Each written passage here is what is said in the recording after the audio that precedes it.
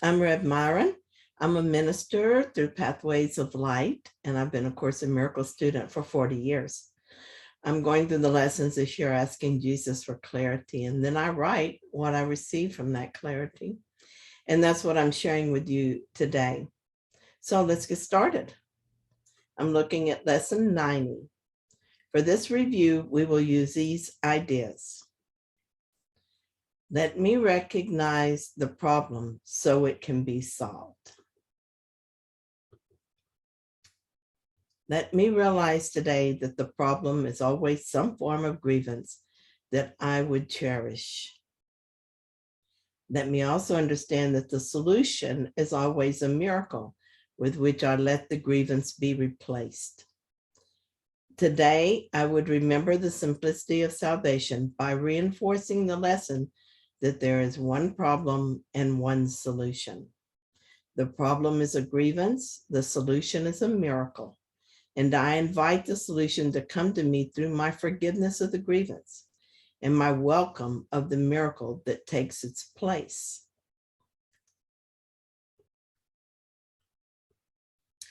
Paragraph 2. Specific applications of this idea might be in these forms. This presents a problem to me which I would have resolved. The miracle behind this grievance will resolve it for me. The answer to this problem is the miracle that it conceals. I just realized as I read this lesson that I have a grievance against my body. In fact, I think I always have had that grievance in one form or another. It's funny that I failed to realize that this is what was happening. I'm sure that from time to time I noticed, but until now, I had not realized how pervasive is the grievance. At the moment, the grievance is that I have nerve pain. Many outward solutions I have tried are not solving the problem. A problem with the body is no different than any other problem I perceive in the world. It's all the same problem. The solution is the same as well. As I let go of guilt, the problem is resolved by the miracle. Guilt is all that stands between the problem and the solution. I'm opening my mind to Jesus, welcoming his help in seeing this correctly. I'm currently trying something new, and unless I feel prompted to abandon this treatment, I will keep doing it. But I know that if I don't address a real problem, nothing will change. Even if the treatment works, the problem still persists, so it will show up somewhere else.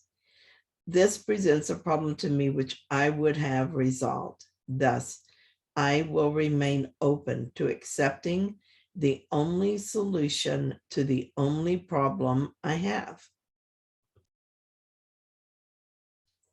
Paragraph 3, let me recognize my problems have been solved.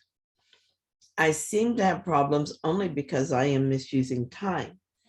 I believe that the problem comes first and time must elapse before it can be worked out.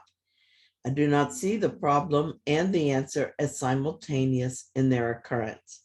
That is because I do not yet realize that God has placed the answer together with the problem so that they cannot be separated by time.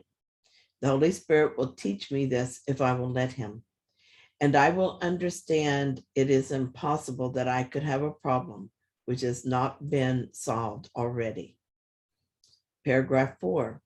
These forms of the idea will be useful for specific applications.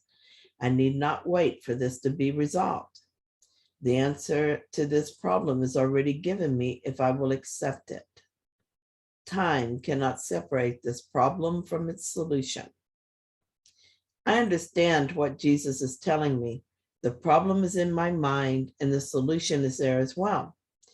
There's no need for time to elapse between problem and solution, except that I fail to immediately accept the solution. My mind has learned to expect the need for time, and so it would be helpful for me to instruct it otherwise. These practices help with that. Telling myself that I need not wait for this to be resolved is instructing my mind. I am instructing it to see the problem and the solution differently. The other two ideas do the same. The ego wants to be part of the solution. It wants to think about all the many instances of guilt. Then it says, I must stop believing them. It doesn't work like that. Digging out each individual moment in which I felt guilty or thought someone else was guilty would be endless. And it would just add to the burden of guilt I have carried all of my life. Also, it's not my job to heal the mind, only to recognize the need for healing and to accept it. When I notice guilt in the mind, I simply recognize the need for the solution. And then, to the best of my ability, I accept the solution. That's all I need to do. Thank you so much for joining me and doing this lesson. Thank you for watching my video. And if you found it helpful, then please like it. And if you haven't yet, subscribe. And I'll be back tomorrow with another lesson.